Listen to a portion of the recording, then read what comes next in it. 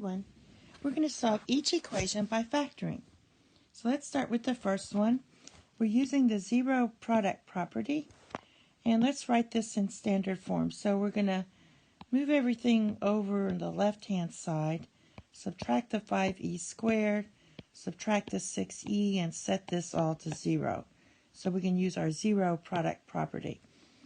Also, the first thing we do when you factor is see if you can factor something out. In our case, we can factor out an e, because you can divide every term by e. So factor out that e, and you're going to get 6e squared minus 6e minus 6 equals 0. Now we have to factor, and usually with a number like this, let's just go with 3 and 2. So 3e and 2e. If that doesn't work, we'll try the 6 and 1 for that factor. I'm going to go ahead and try 3 and 2. And what I notice is when I put a 3 here, I get a 9. I put a 2 here, I'm going to get a 4. So 9 minus 4 is 5. So I want my 9 to be negative and my 4 to be positive, because that will give me a negative 5. Now that we have this set up, and you can always double check your factoring. We know the first works, we know the last works, and then we just had to check this for this part.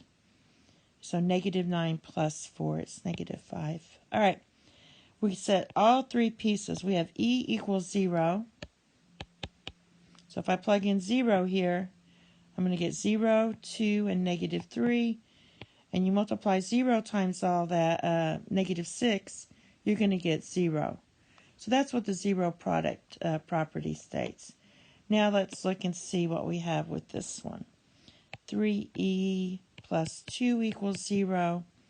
Subtract the 2, and then divide by 3. So e could be negative 2/3. And then for this one, 2e minus 3 equals 0. Add the 3 to both sides, divide by 2. So you have e equals 3/2. And the way you want to say it is e equals 0, or e equals negative 2/3, or e equals 3/2. You could also write this as our solution set as 0, negative 2/3, and 3/2. Again, the order doesn't matter. Usually, they always put the smallest number first, but since we're talking about a set, it's just like a class. It doesn't matter the order. Now let's do the last problem.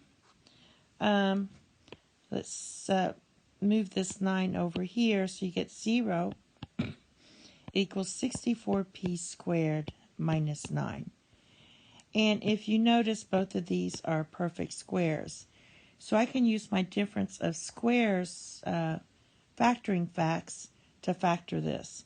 I can write this, for example, as 8p squared minus 3 squared, whereby this would be like your a squared minus b squared. Now my a is 8p and my b is 3.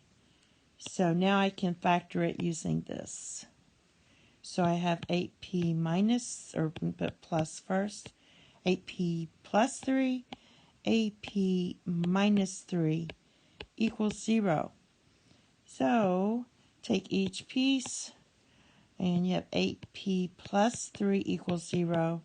Subtract the 3, divide by 8. And the same thing here. So it's the same thing, but 8p equals positive 3. Divide by 8, you get 3/8. So you could say p equals plus or minus 3/8. It's plus or minus, or you can write it as plus or minus 3/8 in a set, or you could actually write negative 3/8 and positive 3/8. However you want to write your answer. It's always good to make sure you're using the word or when you're talking about the zero product property. So when you see this sign here, this means plus or minus. Thank you. Have a nice day. Bye-bye.